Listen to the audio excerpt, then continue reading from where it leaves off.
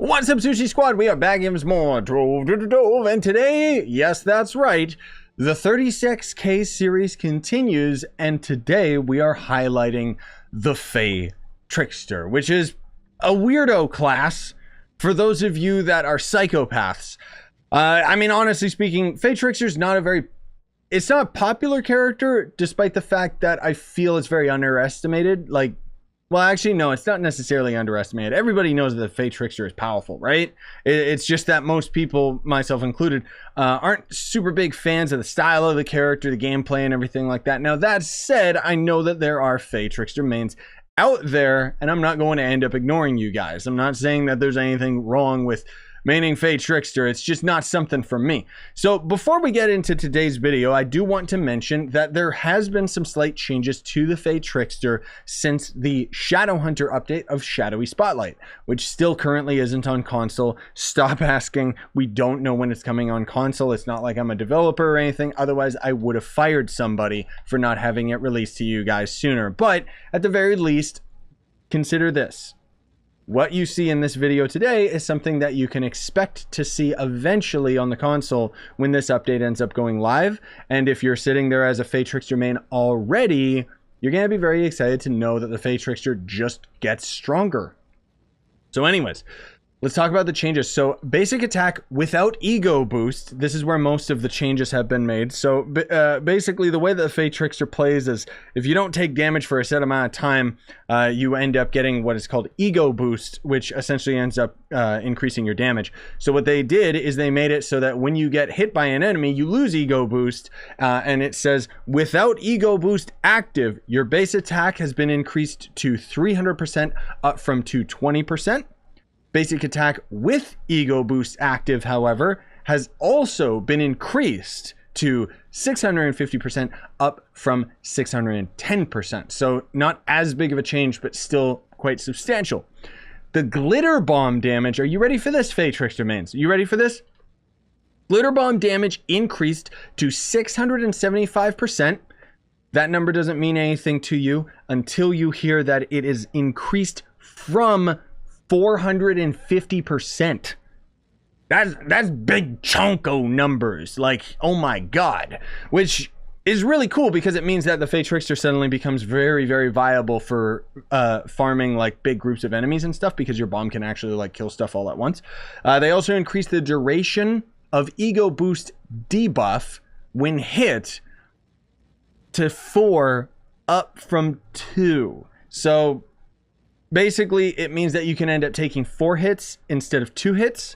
But if you'll note that the that is going to end up being... Wait, why is it called Ego Blast in game instead of Ego Boost? Or is Ego Boost the... No, that's not that. Okay. Well, anyways, the class gem just is going to end up making it so that you end up having even more hits that you can end up taking before you end up losing ego boost. So that's pretty cool. As you can see, I do not have an optimal class gem, but all of my other gems are optimal. It's pretty much the exact same gems that I ended up using on my Tomb Raiser more recently. But anyways, let's move on to the next step of this video. So what we're essentially going to be doing today is we're going to end up going into Geode Surface. I'm going to show you guys just how powerful this class can end up being and how good it is at handling dungeons now. And then other than that, we are going to end up going into the delves. So what we're going to do for the dungeon farming is I'm going to end up making sure that I have everything equipped properly. I don't have a good crystal ring, but that's because I don't main Fae Trickster.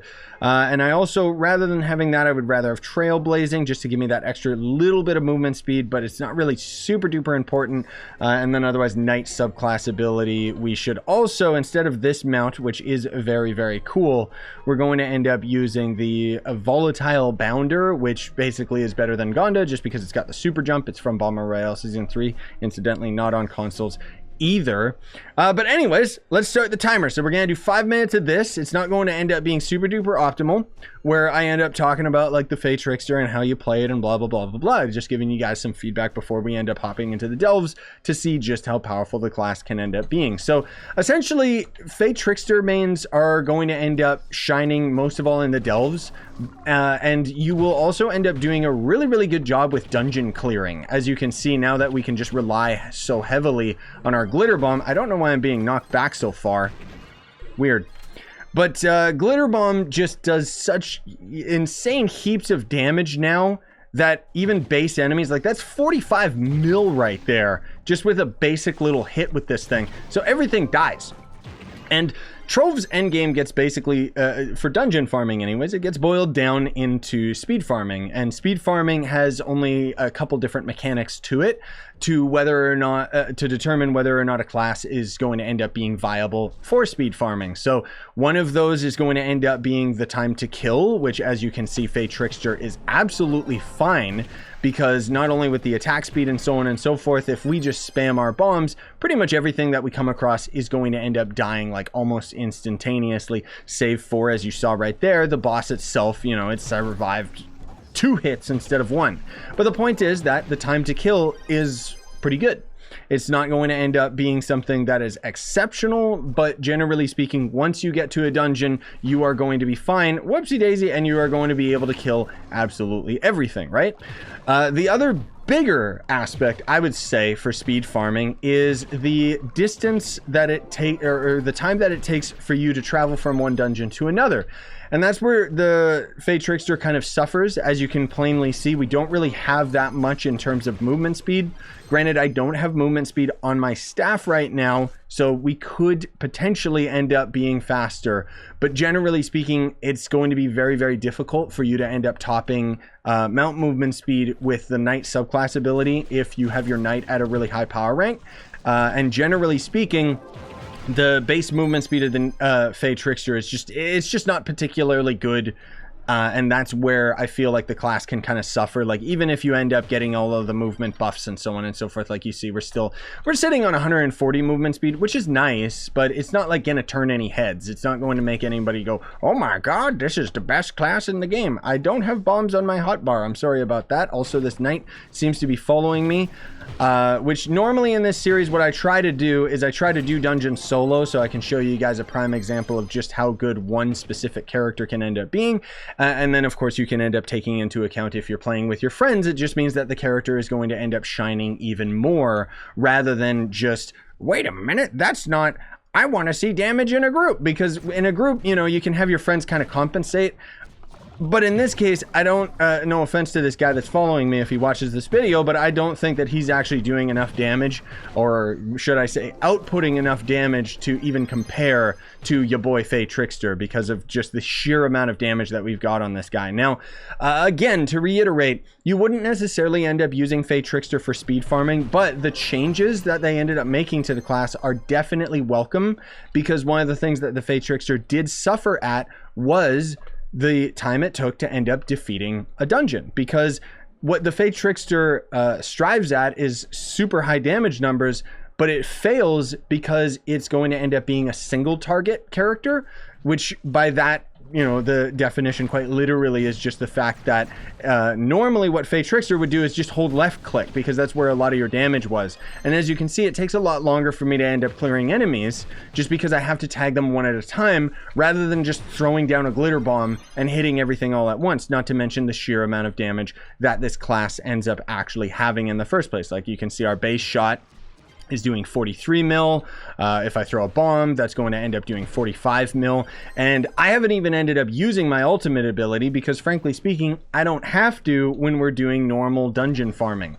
The real, you know, that ultimate ability and all of that stuff is really going to end up coming in play when we're actually like in the delves, not to mention our right click ability, which again, I haven't bothered with, which is teleporting. Now, if you're trying to speed farm, this is something that is detrimental and can end up really picking up the slack if you have really good energy recharge. So even though I ended up saying that the Fae Trickster is not going to end up being a very good speed farmer, and that still remains true, it is going to end up doing a pretty darn good job so long as you have the energy, because you can end up doing 1, 2, 3, 4, 5. It's very janky, but it seems like we can end up doing 5 teleports. And as you can see, we've already kind of lost our little friend there, the Knight, who is trying to keep up with me. So just to put that out there, that there is the possibility of being able to actually use the Fae Trickster for speeding around. Now, Again, I don't have energy recharge on this staff in particular. Let me actually see really quickly if I do have it on another staff though. Yeah, this actually does have energy recharge on my Tomb Razor. So I'm really curious to try this out because I haven't tested this yet. How is like the same mechanics that apply to the Neon Ninja apply to the Fae Trickster, where you don't regenerate energy so long as you're jumping. If you're just staying static in the air, or if you're on the ground, you will end up recharging your energy. So let's see what happens when we end up having a energy recharge staff. Granted, this is a crystal 4, which means that you should be able to get away with a crystal 3, maybe even a crystal 2, but you can see suddenly we're not doing too bad. Now, the thing is, even though this teleporting is actually pretty darn good, you can see it's very, very janky and very laggy, and we don't get to actually keep that much of our momentum. You know, it's not like we're going to end up slowly getting faster and faster. We're kind of just staying at a static speed. But honestly speaking, I'm very surprised that we're actually regenerating energy fast enough that we can just spam our teleport. Although, again, this is really, really laggy. So it's not the greatest example, but I am losing this knight that was following me around. Now, again, is this going to end up keeping up with like a Neon Ninja or something like that? Heck no, but it still is pretty darn cool that we actually have that as an option. Anyways, we went a little bit overtime there for the U10 portion of the video. Let me get everything set up. There's the lag spike right there. We're going to go into the delves. So this is where the Fae Trickster should end up performing a little bit better. And of course, there's also going to end up being the last, you know, the last piece of the Trove puzzle of, is this class going to end up being viable, which is going to end up being Leviathans, which is quite literally going to end up being an example of when we're end up fighting the boss. Now, when we're actually trying to survive, obviously we're going to be teleporting around all over the place to end up keeping our survivability up, you know, and playing a little bit faster. I also realized that I don't actually have the right emblems and stuff, because when we're in delves, we're going to change it up a little bit. I'm also using Aviar just because of the movement speed, but in terms of just normal dungeon or delving, sorry, we would end up using Puck more than likely, just because of the cooldown reduction, which would end up helping us out with our ultimate ability, which, let's just let it do the damage. That's 38 mil right now, which, to put it into perspective, like you could say, oh, you know, you're only in a depth of 119. It's not that big of a deal. And yeah, that's absolutely true. I'm not trying to act like this is a big deal, but this is kind of a really good average, I would say, for players to end up determining how a class is going to end up functioning, especially because in most of these 36K videos, I've been using this delve as the prime example to show, okay, how does this character end up handling the delves? Is it going to end up doing a good job of it? And because of that, you can very quickly just determine and look at my other videos and see, okay, well, how does the Fae Trickster square up against the other classes that ended up doing the same thing? Now, granted, it's not perfect, okay? These types of videos can't be perfect because the delves aren't perfect. They're going to end up being quite random with their generation. Sometimes they're going to end up being quite brutal and sometimes not. And generally speaking, you know, the only time that I would say you are going to end up starting to struggle with some of the late game delves is probably going to end up being around maybe depth 120, 130 or so on and so forth. But today's video is most of all just, it's kind of like a flex video, right? And not necessarily me trying to show off like, oh, look how good my Fae Trickster is, because frankly speaking, I'm not very good at the Fae Trickster, as you can tell with my very, very slow and weird gameplay style.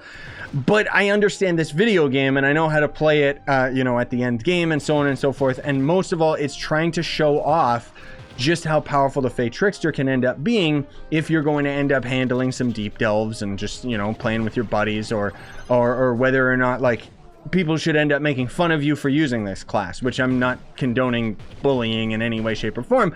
I'm just saying there's certain classes, or at least there was certain classes, that didn't do delves particularly well. But with Fae Trickster, honestly speaking, I'd say you can main it for the delves. You know, obviously, again, we're playing single player right now, but if I was playing with a group, it would just end up being that much easier. I'm not going to end up saying that the Fae Trickster is as comparable as, I don't know, like Ice Sage or something like that, but it doesn't necessarily suffer in the delves like some other classes do. Like, you know, Neon Ninja was okay, not great. You know, Knight, I think, when we end up touching upon it in a video, is going to end up being kind of decent, whatever. But my point is that with the Fae Trickster, he handled that gloriously thanks to our glitter bombs and our ultimate and all of these slight little tweaks that end up making the character that much better. Now, as far as the boss is concerned, basically delves get boiled down into heaps of damage. You either have to deal insane amounts of damage, or you have to have really, really good survivability.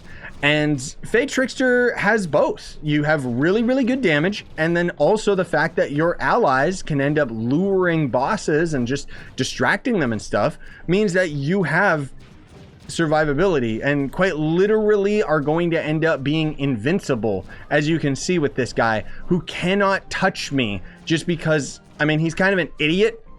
But on top of that, it's just the fact that we can just keep dodging him anytime he ends up getting close to me. And then we just end up spamming some bombs and stuff like that, which probably isn't going to end up being our best option instead of just using our base attack. But that was clean. Like, I was able to just explain and commentate to you guys while barely focusing on the game. Obviously, I've got a lot of experience with this game, but I'm just saying, take that into consideration again versus the other 36K videos.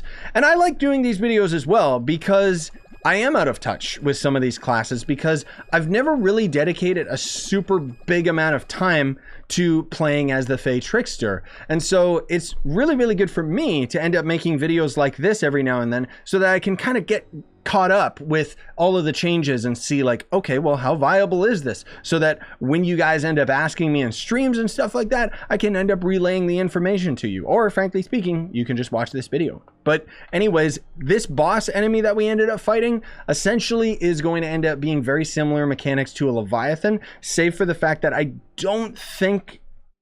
not sure if Leviathans will end up being distracted by your shadow clone. Somebody correct me if I'm wrong, Fae Trickster mains, let me know about that. But rest assured, you are still doing heaps and heaps of damage, and you can end up seeing some Fae Tricksters amidst the pile of other classes while fighting Leviathans, and I don't think anybody is going to end up giving you some slack. Like, they shouldn't be like, oh my god, get out of here, you stupid Fae Trickster. It's like, no, the Fae Trickster is fine. It's not great, but it's kind of a jack of all trades, master of none. Even then, I wouldn't end up saying that because this class is above average in every category. It's actually, you know, like A tier or something. I don't know. I should do like a class tier list in Trove. Anyways, I appreciate you guys watching today's video. I know it went a little bit longer than usual, but I felt that there was a just explanation for a lot of these things. Anyways, smash like, sub for more, buy the merch you want, support the channel, and have a wonderful day, everybody.